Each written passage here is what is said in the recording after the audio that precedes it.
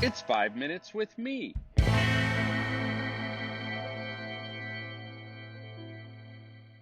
Teenagers and risk naturally go together. So youth ministry without risk is, in a sense, a denial of our essence, or at least a denial of the essence of teenagers.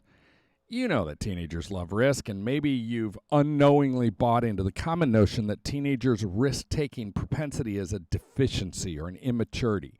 But spend a minute reflecting on one of my favorite framing questions for how we approach any aspect of teenage development. Are teenagers a problem to be solved or a wonder to behold?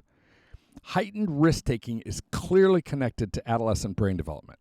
Daniel Siegel, a brilliant doctor who specializes in understanding teenage brain function, he writes in the book Brainstorm, The Power and Purpose of the Teenage Brain, instead of viewing the adolescent stage of brain development as merely a process of maturation, of leaving behind outmoded or non-useful ways of thinking and transitioning to adult maturity, it is actually more accurate and more useful to see it as a vital and necessary part of our individual and collective selves. Adolescence, he says, is not a stage to simply get over. It is a stage of life to cultivate as well. So without being intentionally provocative, I'll go this far. A life without risk isn't only not worth living, it's unbiblical. And the same applies for youth ministry. Seriously, it's hard to think of a great Bible story that doesn't have overt or implied risk. Moses confronting Pharaoh, little David running at Goliath, Peter jumping out of the boat, the early church defying Rome. I could fill a podcast with biblical examples. Maybe it's even fair to say that creation itself was a risk on God's part with his foreknowledge of how fickle and self-serving we would be. Of course, there's stupid risk and there's worthy risk. Stupid risk in youth ministry looks like playing a game where you expect teens to get hurt or not counting to make sure you have everyone before leaving a stop on a trip, which, by the way, once resulted in me leaving a 7th grade girl at McDonald's just before closing time in one of the roughest neighborhoods in Chicago.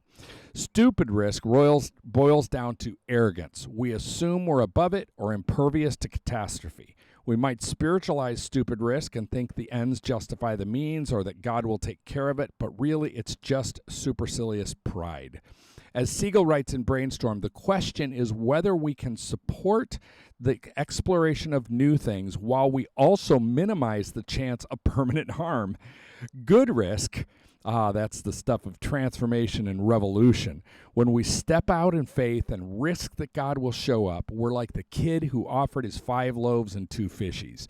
That kind of humble, faith-fueled risk is the primary difference between an exclusive ingrown youth group that doubles as a country club and a missional community of teenage Christ followers heaven-bent on joining up with the active work of God in the world. Is there risk involved in offering a place of meaningful belonging to those kids without the condition that they become like us? Absolutely. Is there risk involved in taking students on a cross-cultural mission trip? You bet. Is there risk involved in creating a safe place for teenagers to express real doubt even when they express them in less than polished ways? Yep. Is there risk involved in not trying to fix every teenager and trusting the Holy Spirit to be the Holy Spirit? Most definitely. But humble, faith-fueled risk is youth ministry wisdom. The wise youth worker avoids stupid risk but runs with a heart full of hope at good risk. Where do you need to be more like a teenager and take risk today? Where does your youth ministry need an infusion of risk? The Youth Cartel Podcast Network.